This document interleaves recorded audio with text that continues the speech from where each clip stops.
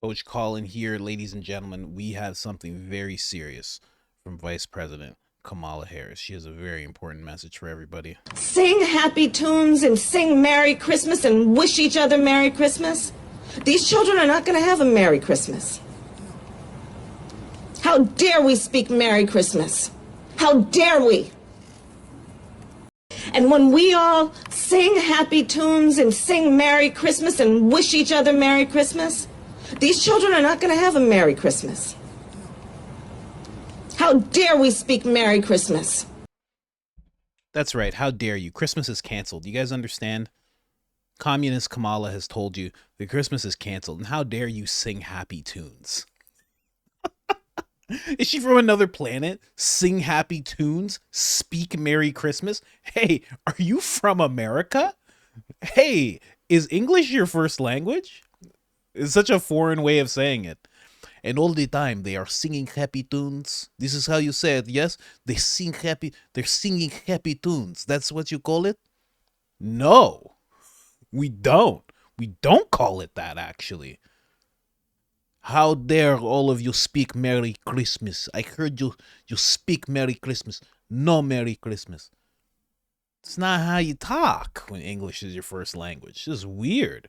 Anyways, guys, we're getting into Kamala Harris. Trump, at a rally started touching on how Kamala Harris, pretty much destroyed the border. He has somebody named Brandon Judd who has served under 5 different presidents. I didn't know this about this guy because he looks real young, but he served under 5 different presidents. He was the president of the Border Patrol Council. I believe that's what it's called.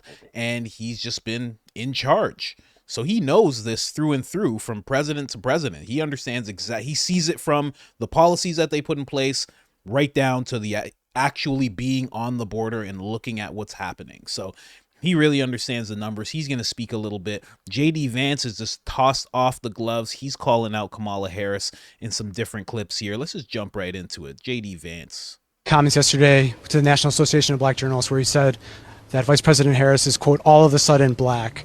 As a father of 3 biracial children, did those comments give you pause at all? They don't give me pause at all. Look, all he said is that Kamala Harris is a chameleon. She goes to Georgia 2 days ago. She was raised in Canada. She puts on a fake Southern accent. She is everything to everybody, and she pretends to be somebody different depending on which audience she's in front of. I think it's totally reasonable for the president to call that out, and that's all he did. I mean, look, she's running as a tough-on-crime prosecutor, even though she implemented open border policies. She's saying that she wants to support the police, yet she wanted to defund the police just 3 years ago. It's totally reasonable to call out the fact that she pretends to be somebody different depending on the audience she's talking to. The former president's comments yesterday. I love how this CNN person was trying to make this about race. Like, you have mixed kids. Does this give you pause? And JD Vance is like, no. He's like, my kids actually acknowledge that they're Indian. He's like, and we're fine with it in our family. Kamala has a whole different attitude towards it. It's very interesting, but he called it out properly. She is very much a chameleon. And she did at that rally. She's like, and we gonna do it again, y'all. Y'all voted for me in 2020, and we gonna do it again. By gum howdy. Like, what? Hey, you okay? You okay? And then literally, she'll go just to another place and be like, hello, ladies and gentlemen. It's like, what are you doing? What are you doing? Kamala Harris is the Drake of... She's the Drake of politicians. She's Jamaican sometimes. Some other times she's just straight white. She's hanging out with her husband. She's Jewish. She's running for president. She's black. If you don't understand that reference, if you listen to Drake's music, sometimes he's like an English person. Sometimes he's Jamaican. Sometimes he's from the South. Sometimes he's from Canada. It's very mixed up. He does what he wants, depending on who he's in front of or who he's on a song with. And that's exactly what Kamala Harris does. It's very odd. It's very, very odd. Well, I shouldn't even say it's very odd. Like, I don't understand what's happening. It's very dishonest. It's very disingenuous.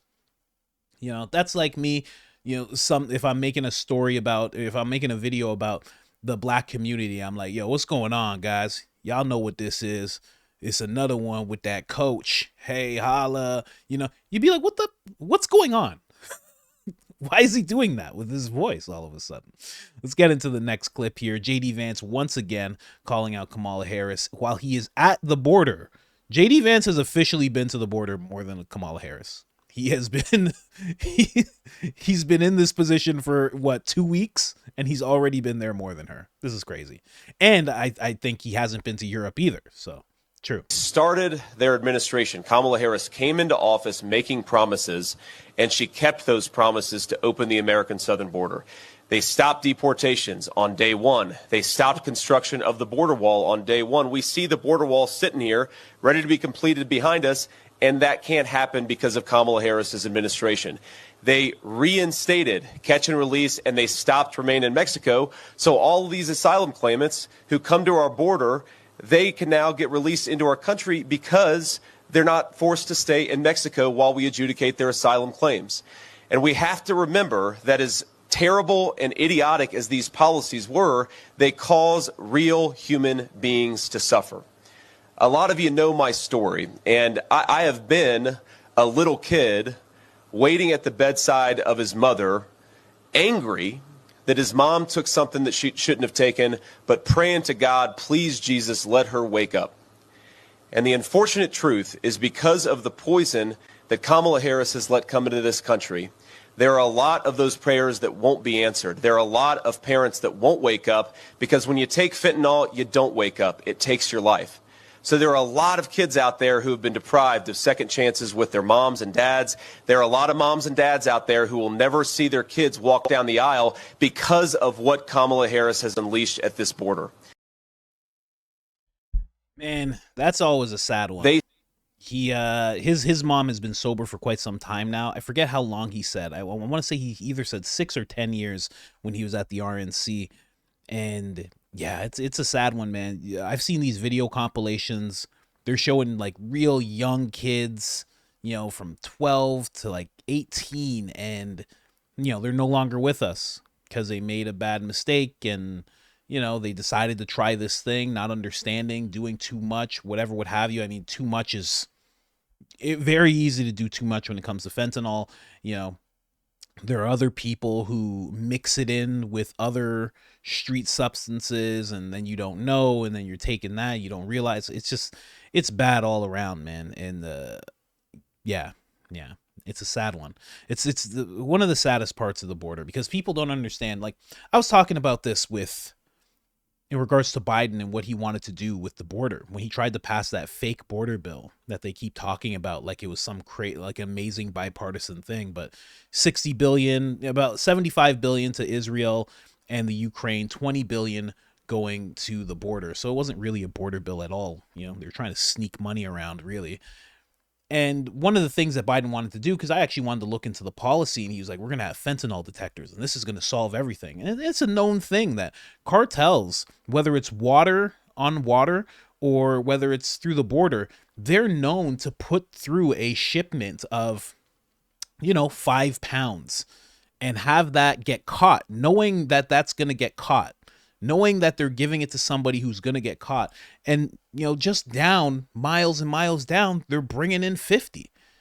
And that happens all the time. They have no problem taking that loss. These guys make billions of dollars from this stuff. So it's a very sad thing. You tighten up the border, you stop all that from coming through.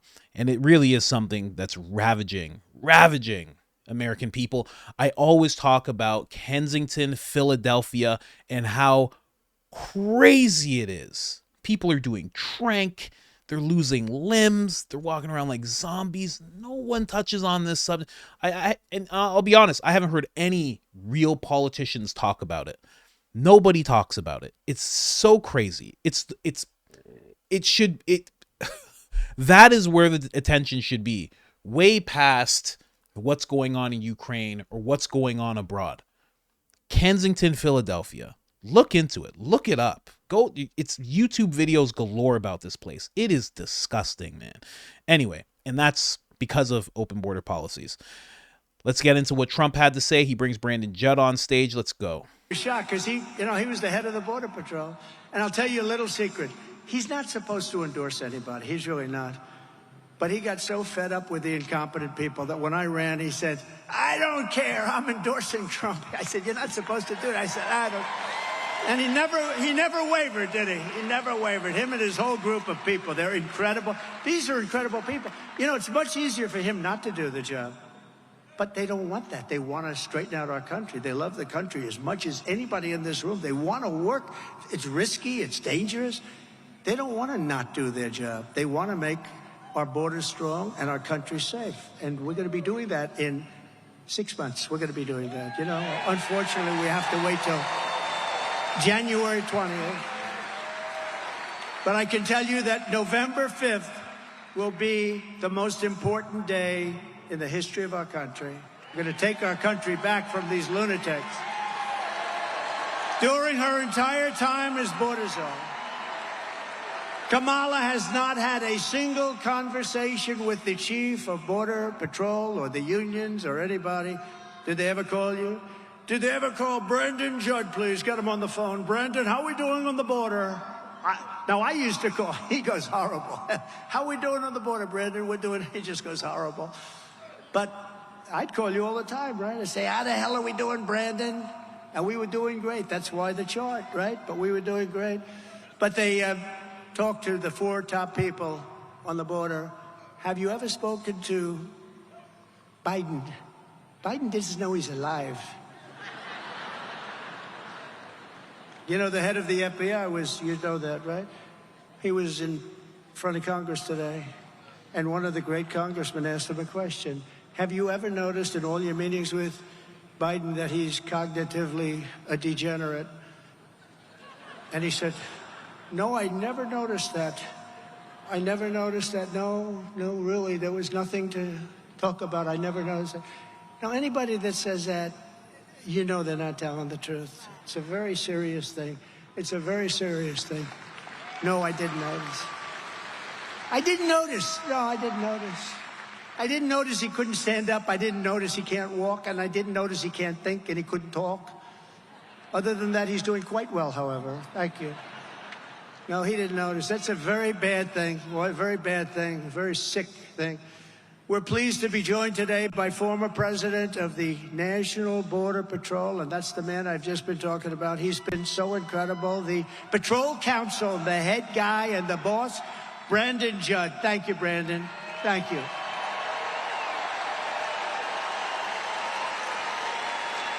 And Brandon, can you come up and say a couple of words? We have time. Do we have time? Come on, Brandon Judd. Come on, Brandon. And I'll bet you he can beat me up those. I'll bet you he can beat me up those stairs. Remember when Biden challenged him to a golf match, and yet Trump was just playing with Bryson DeChambeau?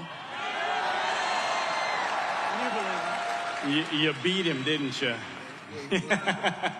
Look, I lived this. Under 5 presidents, I worked under 5 presidents. Never have we seen a more secure border. You know this.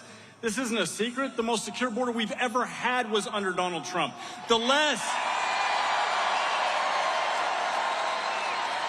We had fewer drug overdoses under Donald Trump. We had fewer criminal aliens under Donald Trump. Like he said in 2019, 0 known terrorists. That number has jumped up more than 100% under Joe Biden. 100%.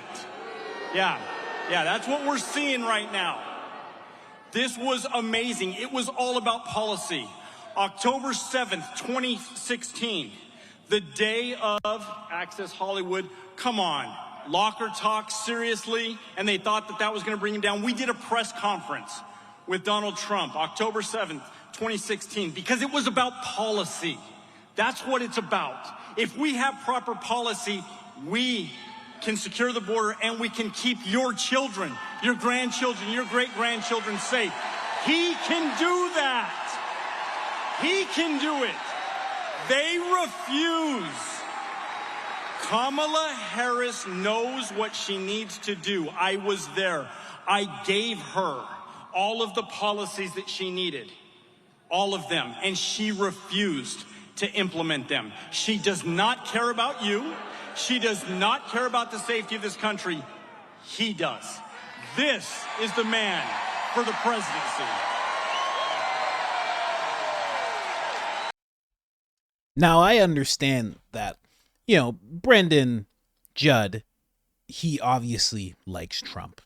You know what I mean? Obviously, he's endorsed Trump. He did it when he wasn't supposed to, really, but he spoke up, and obviously. So you can say, oh, this guy has a bias, but he also has an actual love for the position of being at the border. Because this guy looks pretty young to me. He looks pretty young. He's been doing this job at the border. He's been working in that industry for 27 years.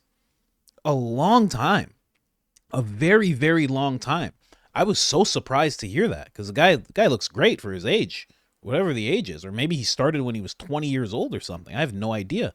But he obviously has a love for that job. He obviously has a deep love for that job. So anybody who's doing a good job by the border, he's going to in turn really like, because they're making his job easier. He fully understands how the border impacts American citizens. So as much as some people might be like, oh, well, this guy's just endorsing Trump, so he's saying all these things, he also is somebody who has spent a lifetime working at the border from all positions, from a field agent all the way to becoming the president of the Border Patrol Council. So this guy has climbed the ranks.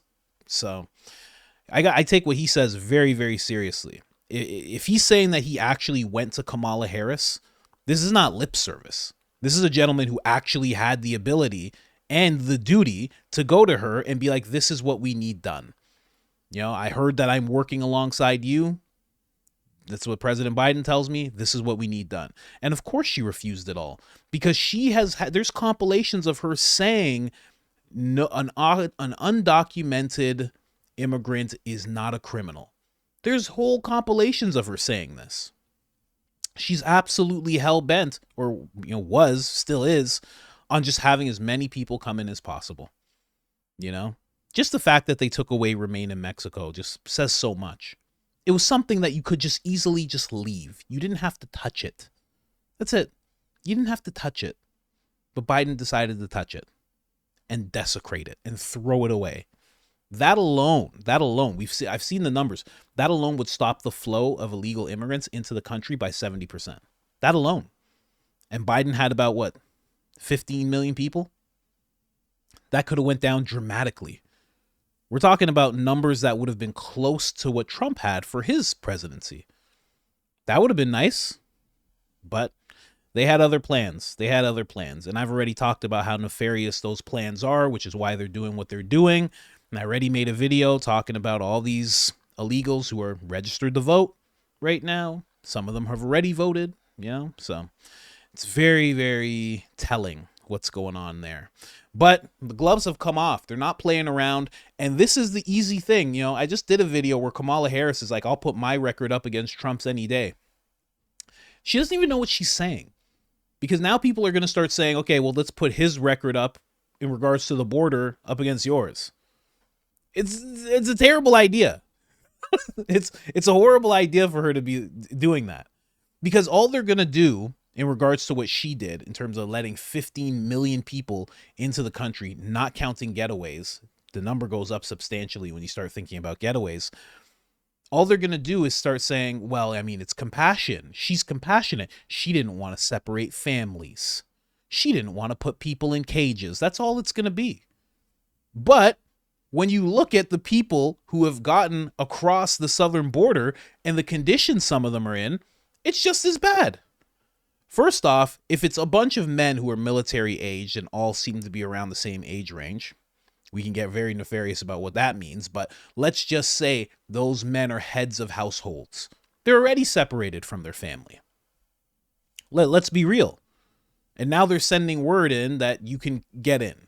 So now the rest of their family is going to come. So they're already separated from their families. And if you look into the shelter situation that they have going on in New York, California, Chicago, you look into the shelter situation, it's the same thing.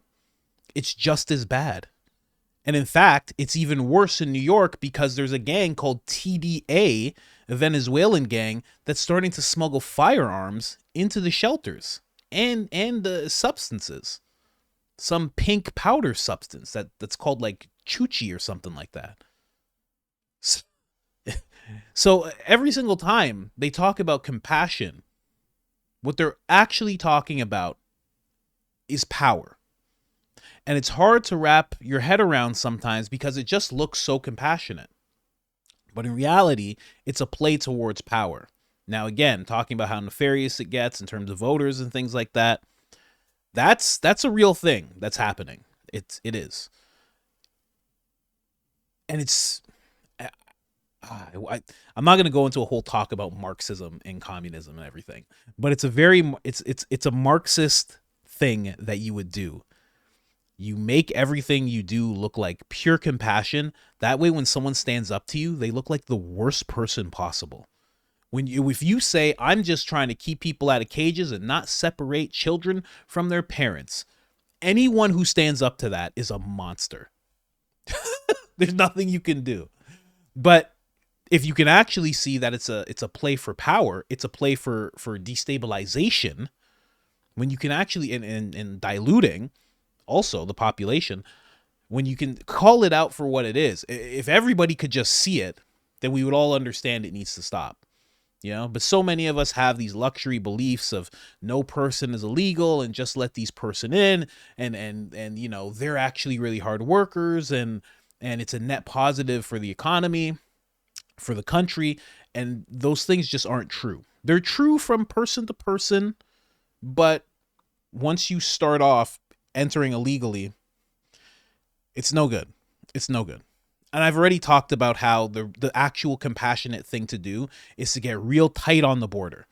Get real tight. Because the more people you can discourage from taking the journey from wherever they are, let's just say Russia, all the way to the southern border, that is a journey that not everybody's going to survive. China to the southern border, even South America, Chile to the southern border, those are not journeys that everybody survives. And what happens is these people get across and they let other people know how easy it was for them to get across. If all of a sudden they started saying, I got turned back, I didn't make it, the border is closed, they're not letting people in, it slows down the flow so much. And then people start saying, well, how do I get in legally? And it's a slower process, but that's exactly what you want. Anyway, that's my TED Talk. That's my tinfoil talk. Like, subscribe, turn on the notifications. Other than that, I'm out.